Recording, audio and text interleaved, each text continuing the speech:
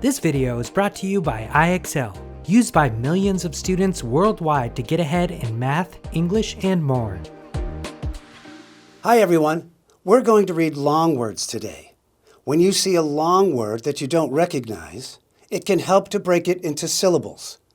You can look for different kinds of syllables to help you divide long words. Let's read some. Look at this word. Do you see any vowels? I see two. Y can be a vowel or a consonant, but at the end of a word, it's a vowel. Now we can split this word so there is one vowel sound in each syllable. The first syllable says, fun, fun. The second syllable ends in Y. Usually, Y will say E at the end of a two-syllable word. So this says, knee, fun, knee, funny. Great work. Let's read another long word.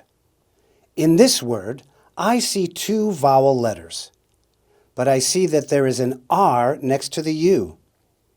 I know that U-R together make one vowel sound, I also see a consonant LE pattern at the end of the word.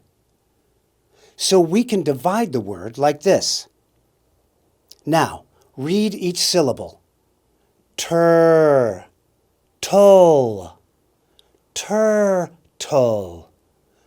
Turtle. I know that word. Let's practice one more word. Look at this word. Wow, I see 4 vowels. But I see some vowels that work together. Do you see the vowel team? Here it is.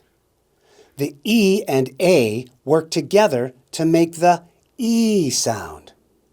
I also see a silent E at the end. This makes the I say its name. So there are only 2 vowel sounds in this word. We can split the word between the vowel sounds. Let's read.